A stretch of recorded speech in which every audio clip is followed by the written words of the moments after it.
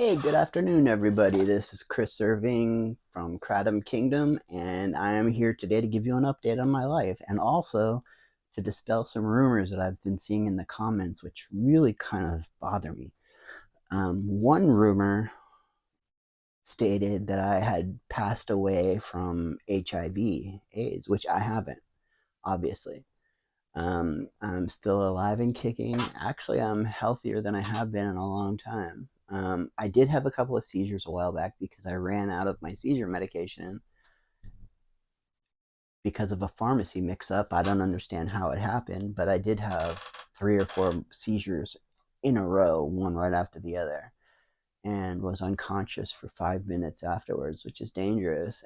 But I survived, and I am okay, feeling better than ever. My relationship with my mom is really good right now. I'm trying really hard to take care of her because she's elderly and she lost her husband to 40 years and she doesn't have much longer to live either, which makes me really sad. So I'm in the process of looking for a new place to live, someplace that I can afford on my measly salary, um, because I can't work the same kind of jobs I used to work before my stroke because of my brain damage. No school wants to hire me as a teacher, being that I have such significant brain damage and I'm physically not able to stand up for an entire day in front of a class teaching, which as a teacher, I never really stood in one place and preached. I mean, I was all over the classroom, at every desk, at least every 2 minutes. I loved my job. I loved kids. Everything I did was, my life was perfect before my stroke. And then I got sick.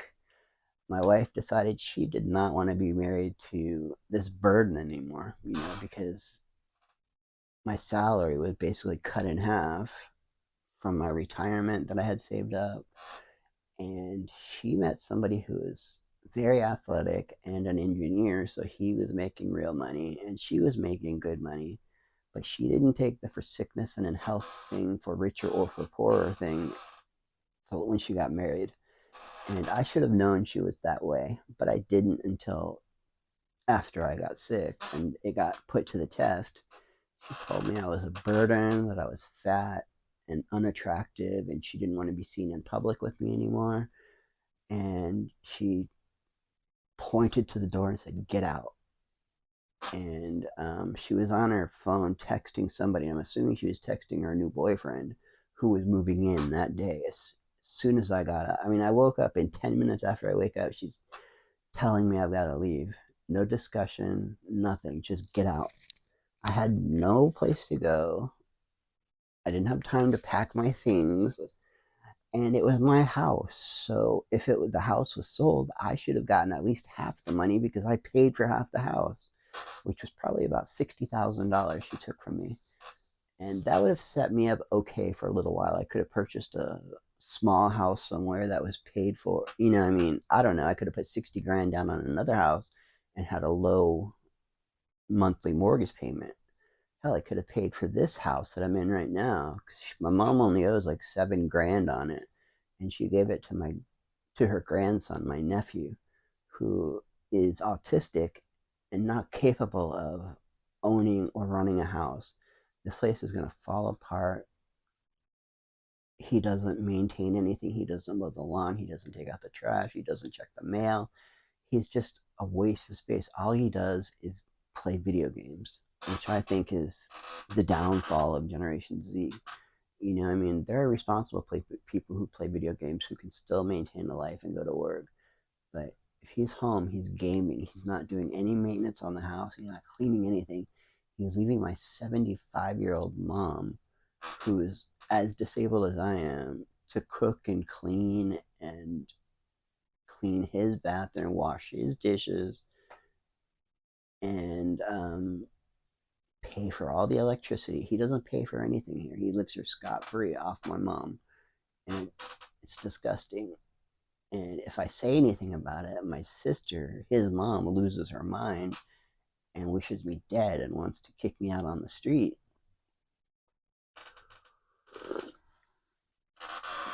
So they've given me 3 months to save enough money to move into another home, another apartment. It's going to be a government housing, you know. I mean, so it's not going to be wonderful. I'm going to be probably in the ghetto, which scares me in my condition because I can't protect myself very well anymore, and I fall for scams all the time. But anyway, Kratom. Some people got really upset. I noticed in the comments about the way I pronounce Kratom. I call it Kratom or Kratom. Kratom is the way in Thailand they say Kratom. It's their product.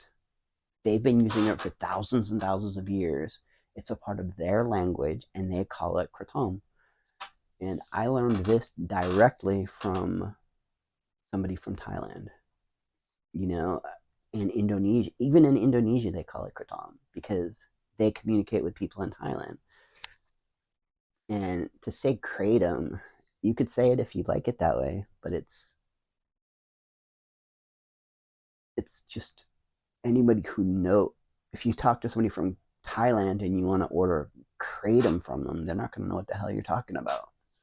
But if you say Kratom, they'll be like, oh yeah, yeah, yeah, we sell Kratom. Um, but I don't care how you say it. You can say it, write it, comment on it any way you like. If you like Kratom, by all means, call it Kratom. You're the one that's going to sound funny. You may think I sound funny, and that's okay. You're allowed to have an opinion. I don't want to mess with anybody's opinion. I just want to inform you on what Kratom is and what it's good for, what it's bad for. If you're using Kratom just to get high, not a good thing. It, for me personally, I've been using it for so many years. It doesn't have that effect on me anymore. The euphoria is not there anymore, but it does calm me down. For somebody to say that it doesn't work for anxiety, I disagree. That's all. I'm not a medical doctor, but I disagree because personally, it helps my anxiety. When I run out of my anxiety medication, Kratom really helps me with my anxiety and depression. So, and we know what we do know scientifically is that Kratom it binds to receptors in your brain that deal with serotonin, which is depression, and it minimizes the effects of it. Gives you more serotonin without having any major side effects, like no sexual side effects at all. Like I take antidepressants as well, and had to cut way back because the side effects of them were horrible. I mean, it just made me feel like I was 90 years old, and it kind of took away my personality. Where with Kratom, I still feel like Chris, and I have energy. And but one thing that I found that works for me personally is I'll drink about 5 ounces of Kratom in a cup in a tea of of powder that I get. One of you subscribers, CW I think, or DP, I'm not 100% sure because my memory is so terrible, but was kind enough to send me some Kratom in the mail from their distributor, and somehow he knew that my two favorites were Green Mangda and Red Bali, because I don't know if I mentioned it before, but that's what he sent me, and it is really, really, really good stuff. I mean, better than anything I've ever had. And I thank him 100%. He saved me $100 this month because I couldn't afford it this month. I didn't have enough money because of different difficult financial difficulties that I'm having, trying to straighten out my life. I couldn't have afforded it, and I would have had to go without it for an entire month, which would have been bad news for me because unfortunately, Kratom is addictive. It does have an addictive part to it. If I don't have it, I get really anxious and my nose runs and I get a fever and I get shaky. And but it's not nearly as bad as when I withdrew off of opiates. I mean, I don't physically ache and hurt if I don't have it, but I do feel the aches and pains that I normally get from my stroke, from the spasticity, from my muscles being clenched and tight like this all the time. And somebody made a comment that a stroke or brain damage doesn't cause speech impediments. You're 100% wrong. I've had a stroke for 20 years. I've studied neuropsychology, I've studied neurobiology, I study the brain more than most people. I've got a master's degree in neuropsychology, so I understand how the brain works and specifically how a stroke works because that's obviously what I would want to know. And it does affect speech. It can help make you slur your words, it can make you forget certain words, and it can make your it can make you speak very monotone or very up and down. It can affect your speech 100%. Every expert will tell you that. If you don't believe me, speak to a neurologist. He'll tell you, or she'll tell you, yes, it does have an effect. It's called aphasia. And when I get fatigued, I get aphasia. And aphasia generally happens on the left side of the brain, and my left side of my brain is fine. My stroke is on the right side. But every neurologist will tell you if you have a stroke anywhere in your brain, a damage anywhere, it affects the entire brain. So it's affecting my left side, it's affecting my speech, it's affecting my memory, my cognition, and my personality, because your personality is in your prefrontal cortex.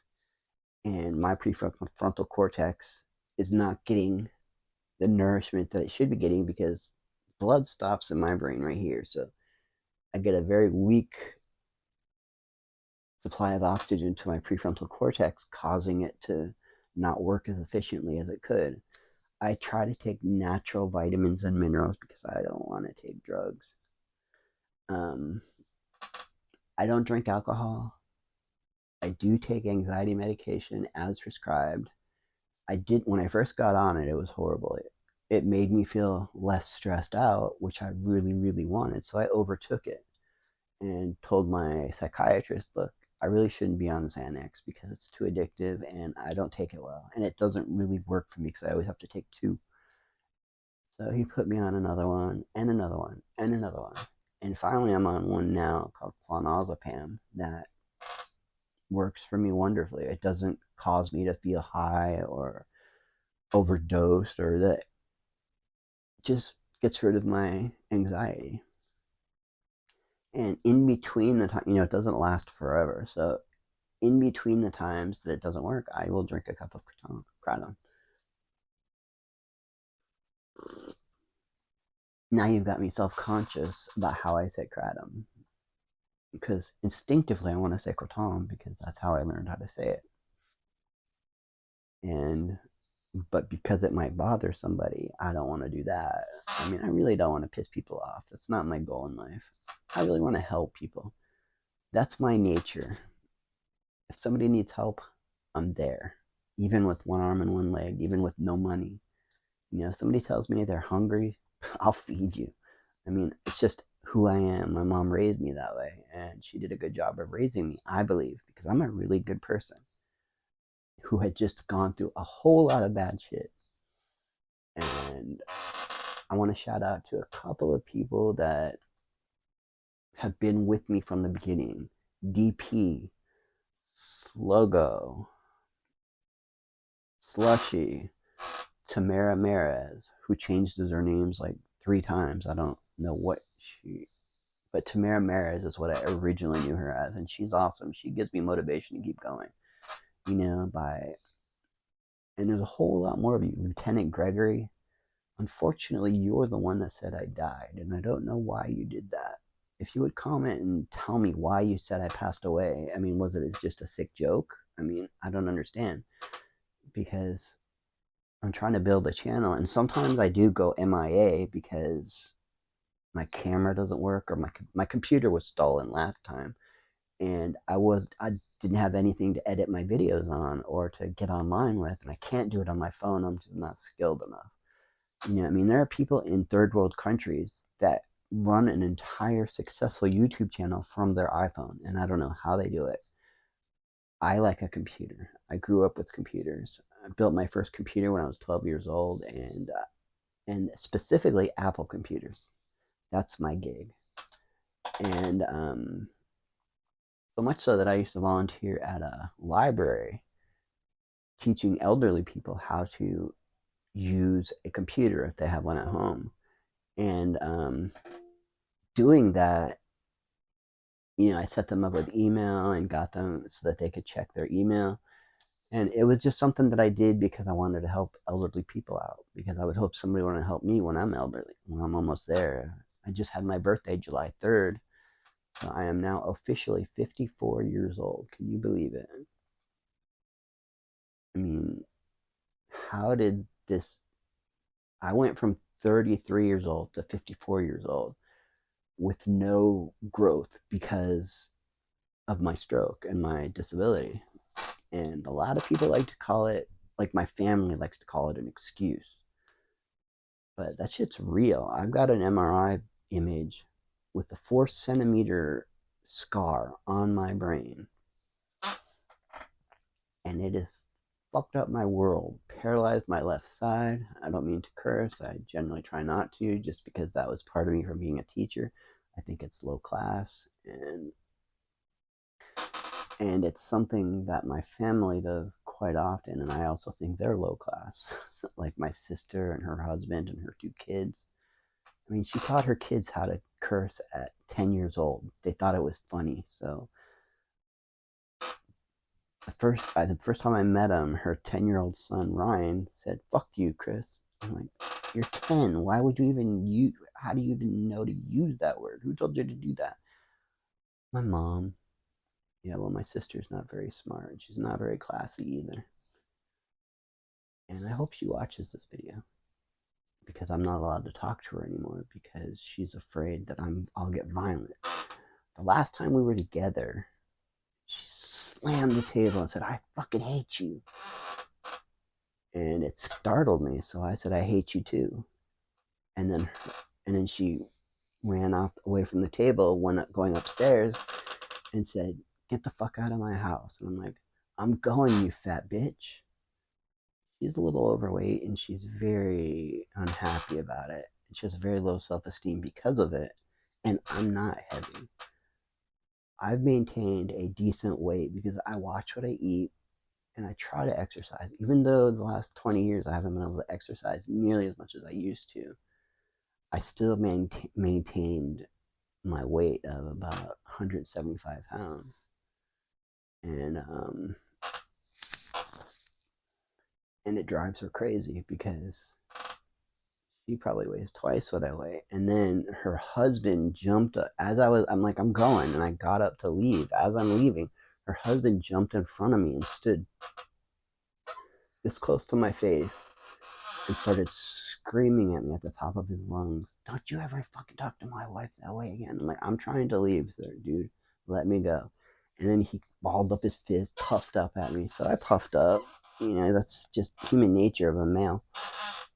Defend yourself. And his 24-year-old son came from behind me because he knows he can't face me face on.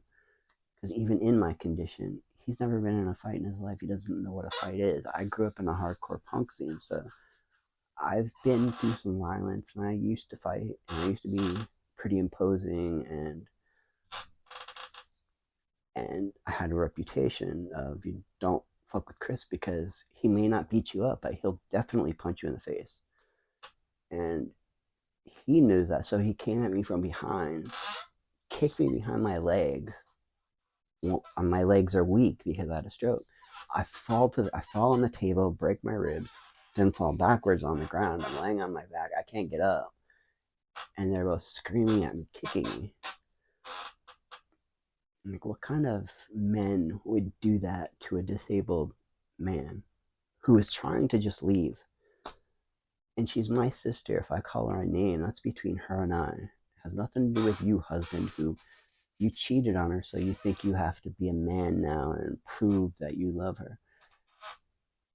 But in reality, he's just a little midget guy who,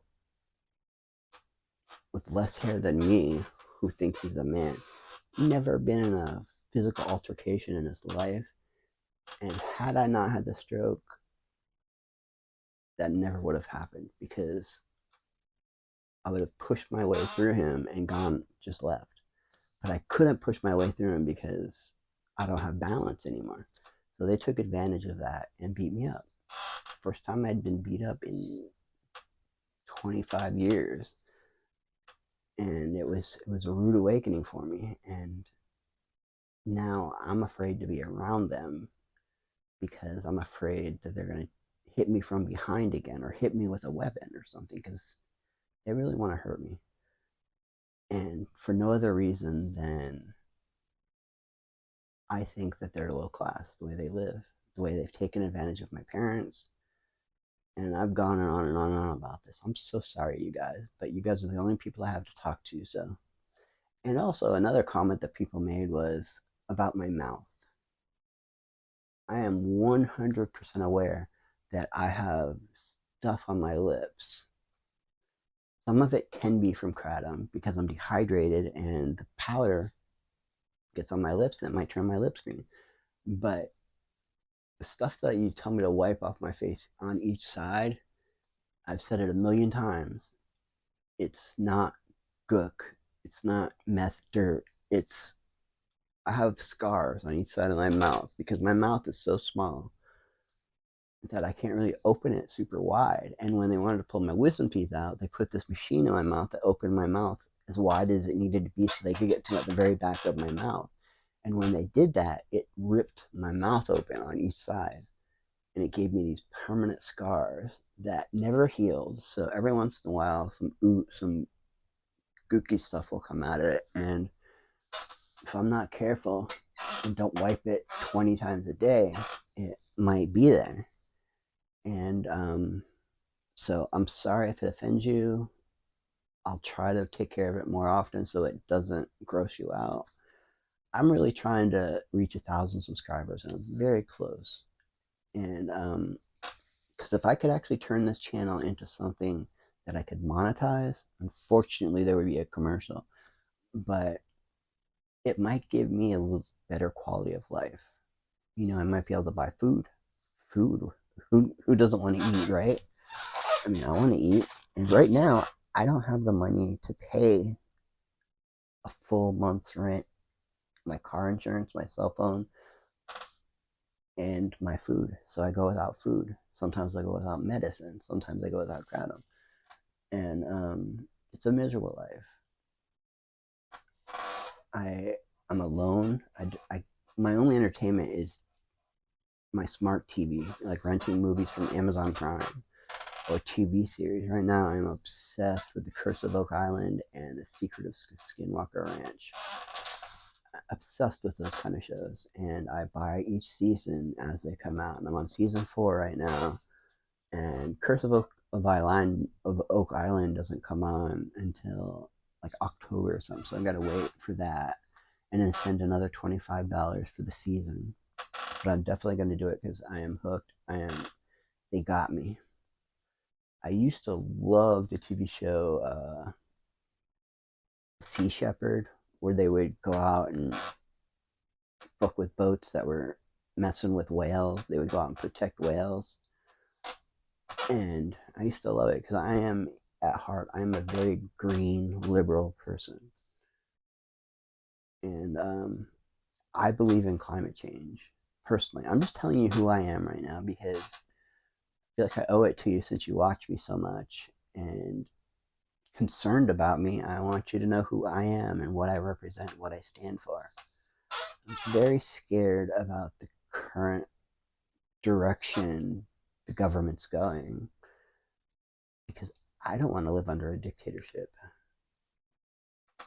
Without the government, I would starve to death. I would be living on the streets in an alley with no food, with no income. But because I paid into my government system my entire life, I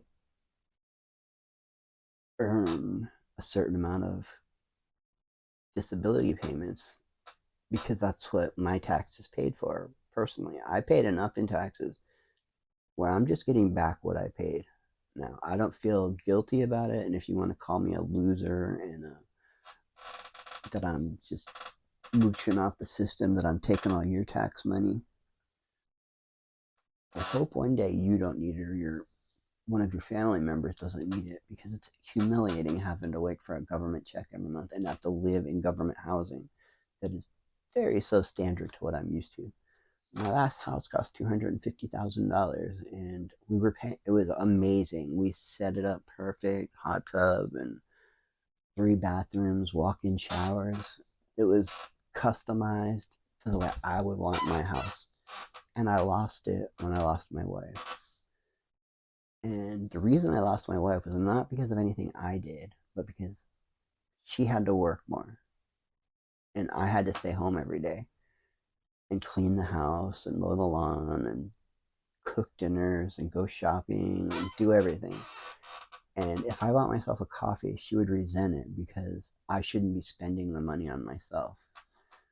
But I bring in half of, I brought in about half the income, because when I was teaching, I was making $3,000 to $4,000 a month. And then when I went on government disability, I only get 800 to 1,000 a month. And how does somebody live on that? When your rent is 800 a month. I mean, for the government housing I'm moving into, it's going to be 30% of my income, which that's what the government says you should be able to afford. So I'm hoping that I will be able to afford it. It's going to be about $360 a month, which doesn't seem like much. But if I look at any other apartment building, they're $1,400 a month, and there's no way I would have to have 3 roommates, and I don't want to live with roommates anymore. I'm old enough and I'm set in my ways. I like it quiet and I like it clean, and I like the temperature to be. I don't like a crazy cold house because my blood is so thin from blood thinners that I take. And another thing that I've been doing is cutting back on the amount of kratom that I consume, because I was taking dangerous levels. In this cup, I was putting about 10 to 15 grams, 10 to 15 grams of kratom powder in it, and drinking this huge, large cup probably 14 times a day, all day, just constantly drinking kratom. And it does do some bad stuff to you. I mean, it messes with your digestive system really, really bad. So I've learned, for every glass that I drink, every cup that I drink a 10-ounce glass of water, and that kind of helps flush it down, because kratom powder is very water soluble. When it dries, it becomes hard like a rock, like clay. And you're trying to pass clay through your digestive system, it gets blocked up and it gets stuck there. Then it dries out even more, and then you've got corks plugging you up, and it's like having a baby every time you have to have a bowel movement, and it's terrible. So in order to not have that, I drink less kratom. Every other cup now, I drink a cup of kratom, and then a cup of coffee, and then a glass of water. And I'm having to buy a lot less kratom because I'm drinking I always do things in excess. When I was young and did drugs and alcohol, I did it all in excess and never learned, apparently I never learned, but that's not why I had a stroke. Because when I turned 21 years old, I joined a movement called straight edge. A lot of you probably have a bad idea of what straight edge is from the media.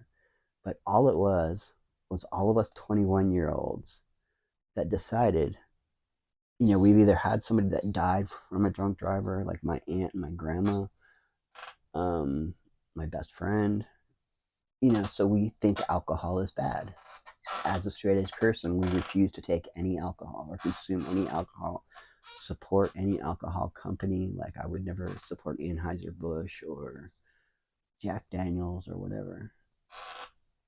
Which is unfortunate because I really, really enjoyed Fireball. I mean, it tasted good and it would mess me up quickly. But I don't I don't take any of that anymore. I just refuse. And I don't take any illegal or illicit drugs. So, like meth, acid, cocaine, crack. I did that shit when I was young, like really young, like 14, 15, 16. Um, but when I turned 21 and got the first straight edge tattoo on my body, I joined a movement that said I'm not going to do that ever again. And if I see somebody on it, I'm going to try to help them get home. If I see a drunk person in the parking lot of a bar, I'm going to take them home or I'm going to call them an Uber. But I'm not going to let them get in their car and kill themselves or kill somebody else because I care. I care about the greater population. And I think if we raised our kids straight edge to be straight or to think that straight edge was cool, we would have a lot less problems in the world. I mean, most of the people that I know that didn't go straight edge are dead or in prison, joined gangs. And I guess you could call straight edge a gang because if we went to a club or a party and there was a pretty girl there that was really drunk, of course, all the guys are going to like try to get her alone and take advantage of her because she's drunk. She can't say no. And when I would see 3 or 4 people take a girl into a bedroom and shut the door and lock it, I would gather 10 or 11 straight edge kids like me, and we would get in that room and hear her screaming and yelling, "Get off of me, get it off of me, don't take off my," and we would end the night for those guys. They had no right to take advantage of a drunk girl. It's just not right. It's not moral. It's not ethical. And it ruins a girl. I mean, it may make her feel awful about herself. I've known too many girls that have been raped by scumbag who, because she got drunk and out of control, and they would convince her to take off her clothes in the middle of this party and do their thing, and that was just not okay with me. I care about, because I cared about these people, and consequently, those guys that we would physically destroy or physically throw out of the party and ban them from any other, because we would go to almost every party just to kind of be a bouncer, the protector of people, make sure that these drunk people didn't destroy this person's house who was having the party at their mom's house, when their mom goes out of town, kids do stupid things. And then we would go to clubs, and when you're in a hardcore band, it gets pretty physical. Everybody's mashed up to the front of the stage and they're dancing, they're slam dancing, and it gets physical. Well, we all had X's or blue shoestrings that kind of told everybody else, hey, we're straight edge. Don't blow cigarette smoke in my face because I won't take it. And if they did, I would smack the cigarette out of their mouth. And if they tried to do anything about it, there would be 50 other straight edge guys behind me that would be like, and when we're dancing, we're hitting each other and stuff, but it's all controlled and it's all in fun. But you get a drunk guy out there, he thinks he's playing football and he's just ramming people and punching people and kicking people and thinking it's fun. That's not what we're doing. We're dancing to the music. There is music playing and we are actually dancing and enjoying ourselves to the music. The band loves it, we love it. But you get a drunk guy out there with a beer bottle, punching people and hitting,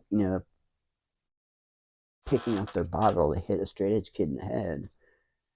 And I would usually come behind them, grab them, never punch anyone from behind because I had more honor than that.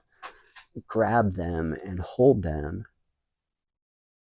and escort them out of the club and be like, dude, calm down, grow up before you come in here. Learn what the culture is in the club before you start acting like an idiot. Yes, you can drink all you want, but do it at home, man. I mean, we don't want to see it. We don't want you to do something stupid like get in your car and drive home and kill somebody or kill yourself.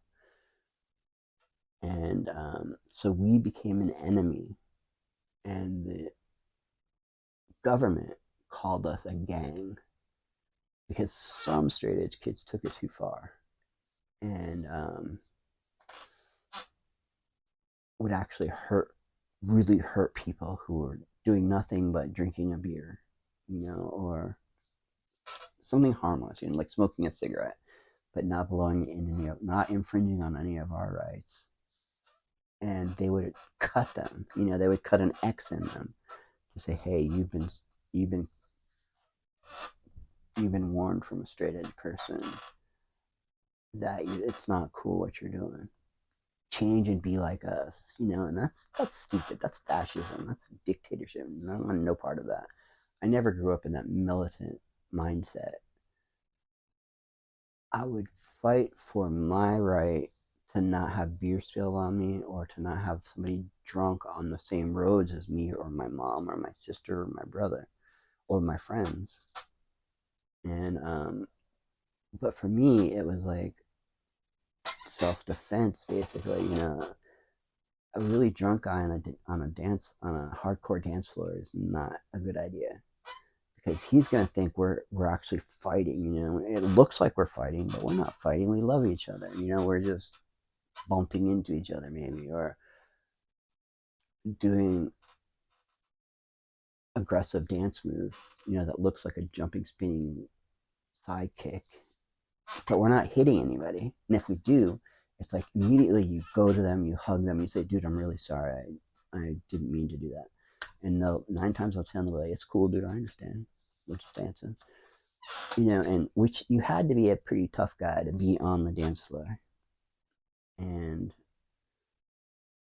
a lot of time, girls would get on the dance floor, and if I would throw my arm back like that and go all the way in a circle, which I can't do anymore because my shoulder was locked. I hit a girl in the nose one time and broke her nose. And her boyfriend, of course, wanted to fight me. But when you're a straight edge kid or a hardcore kid, you're not able to fight alone. I mean, because your brothers are all there. All your straight edge brothers are there, and they're like, "Dude, your girlfriend was in a danger zone. She should have known not to stand there." I mean, it's common sense. There's skinheads all the way around the circle, just punching people because that's what skinheads do. They're a bunch of punks, and they'll punch people randomly to assert their domination. And we had a problem with that. So we and us and straight edge and skinheads never really got along all that well. In fact, they were the ones that would cause most of the bad things, the gun violence at scene, because especially neo-Nazi skinheads, they were the worst. All right, y'all, it's been 38 minutes. I think I've rambled on long enough, so I am going to let you go, and I will promise I will try to make more videos that are relevant to Kratom and not just talk about myself. But I've been gone for so long, I felt like I needed to really catch up with you guys and let you know where I'm at and that I'm still alive and I'm okay and there's nothing on my mouth right now. I washed my face before I hit the camera. Peace out, y'all. I love you all. Thank you guys. Thank you to the ones that sent me Kratom. It really helped me out. It made me feel amazing. I mean, it's good stuff. I would like to know where you got it from so that if I purchase it in the future, I know where to get it from because it's good. And I like good products. All right, y'all. Have a really good rest of your week. And peace out, people. I love you all.